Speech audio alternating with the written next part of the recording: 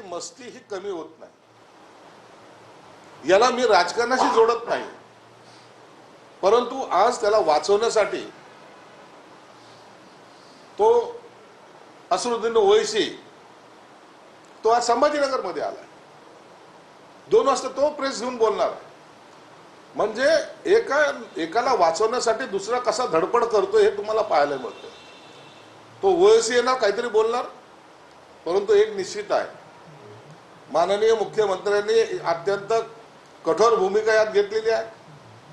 त्यांनी सांगितलंय की एक आरोपी एमआयएमचा जो पकडला गेला नगरसेवक तो आरोपी आहेच आहे, परंतु त्याच्याबरोबर इतर जे काय आहे त्याला सुद्धा अटक केली जाईल। मी सुद्धा माननीय मुख्यमंत्री आज दौऱ्यावर आहेत, पण संध्याकाळी मी त्यांना एक पत्र देतोय, त्याची कॉपी मी तुम्हाला देतो। या प्रकरणाची यासाठी चौकशी झाली पाहिजे। याला राजकीय स्वरूप देऊ नका कृपया करून। हा जो प्रकार आहे हा अत्यंत गंभीरपणे घेण्याचा प्रकार आहे। मी मागेही सांगितलं, कालही बोललो, हे धर्मांतर करणं 1, लव जिहाद करणं 2 आणि ड्रग्सचा व्यापार करून इतर समाजातील लोकांना बिघडवण्याचं किंवा त्यांना नशेखोर बनवण्याचं काम 3, अशा तिन्ही स्टेजवर ही यंत्रणा काम करते। हे एमआयएमचे जे आहेत ना सोकॉल्ड नेते, हे सुद्धा या कुणाचे तरी मोहरे आहेत, म्हणून याचा तपास फार लांबपर्यंत जाणार आहे। मोठा त्यातून रॅकेट बाहेर येणार आहे। कुणाशी इम्तियाजचा कुणाशी वैर किंवा माझं त्याच्याशी वैर म्हणून हा प्रकार चाललाय असं समजण्याचं कोणतंही कारण नाही। पोलिसांना मी नाशिकच्या पोलिसांचं काल अभिनंदन केलं, आज अभिनंदन करतो।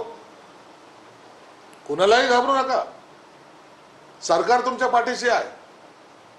कोणी दबाव टाकायचा प्रयत्न करत असेल त्याला निश्चित तुम्ही जेलमध्ये टाका, आणि परंतु या प्रकरणाचा छडा लागला पाहिजे। आजही त्या निदा खानचा नवरा कुठे काय माहित नाही, कल्पना नाही, त्यांच्यातर्फे कोणी दुसरं कोणी बोलायला तयार नाहीत, परंतु एमआयएम का बोलते याच्या मागचं कारण काही कळायला मार्ग नाही।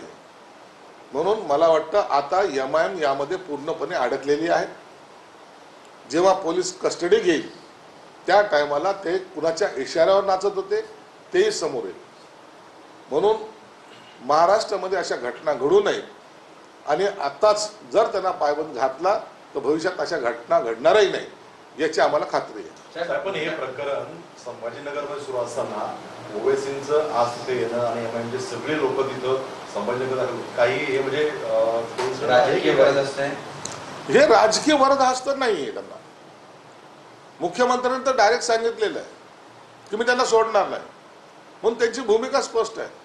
परंतु एक लक्षात घ्या की ओवैसी येतो महाराष्ट्रातले सर्व, मग तो मुंब्रा असेल, मालेगाव असेल, नाशिक असेल, मुंबई असेल, इथलचे त्यांचे कार्यकर्ते संभाजीनगरला का जात आहेत?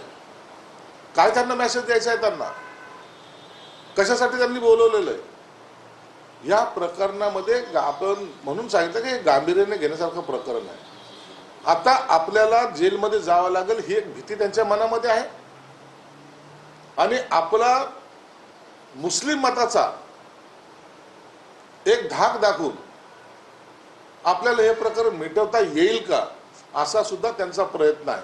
परंतु मला वाटतं सरकार यांच्यापुढे झुकणार नाही, सरकार यांना त्यांना त्यांची जागा दाखवेल। पण या प्रकरणामध्ये आरोपी असलेलं मशीन पटेल जे आहे त्यांनी आज शहरामध्ये सगळीकडे बॅनर लावलेत आणि ओवैसींचं स्वागत केलं आहे। एकीकडे आतमध्ये असताना प्रकारचे बॅनर लावले सगळं, आणि ही मस्ती आहे ना।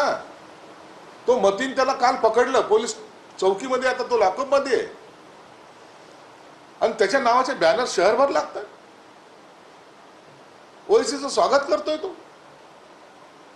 आता एक आरोपी ज्याला आरोपी केलेला आहे तो ओवैसीचं स्वागत करायचं कारण काय? असं कधी होतं का? स्वतःचा जीव वाचवण्याचा प्रयत्न करण्यापेक्षा ओवैसीचे बॅनर लावणं ज्याला महत्वाचं वाटतं। म्हणून तुम्हाला सांगतो हा प्रकार काश्मीर फाईलच्या सारखाच महाराष्ट्रामध्ये घडतोय, हे एवढं मात्र निश्चित।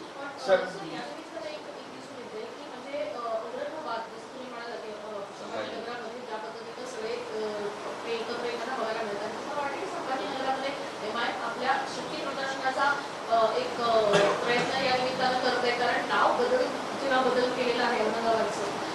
औरंगाबाद अशा पद्धतीच्या घडामोडी मोठ्या प्रमाणात बघा, औरंगाबादचं संभाजीनगर करणं हा भाग वेगळा आहे. पहिले सिमीचे कारवाई या संभाजीनगरमध्ये व्हायच्या, त्या सिमीचे रूपांतर हे MIM मध्ये झालं. आता जे सिमीचे कार्यकर्ते होते तेच MIM चे कार्यकर्ते आहेत. संभाजीनगर झालं म्हणून आम्ही दुखावल्या गेल्यामुळे धर्मांतर करतोय का? नाही. म्हणून लव जिहाद करतोय का? नाही. म्हणून आम्ही ड्रग्स विकतो का? नाही.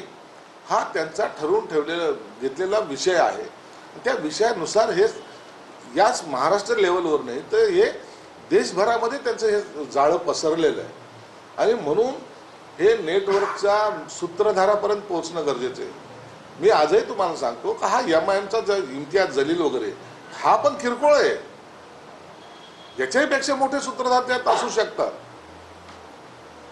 आरोपीच्या संभाषणात असं झालं आहे की 2 पीडित महिलांना मलेशियामध्ये पाठवण्याची तयारी देखील ठेवण्यात आली होती, अशी माहिती देखील त्या संभाषणातून कळते. त्याच्यामध्ये अनेक असे प्रकार आहेत. त्या एका महिलेने सांगितल्यामुळं हा प्रकार उघडकीस आला.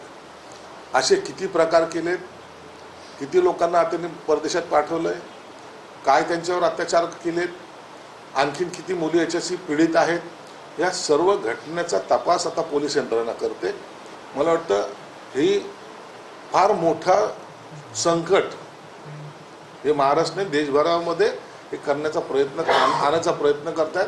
यापासून आम्हाला वाचलं पाहिजे.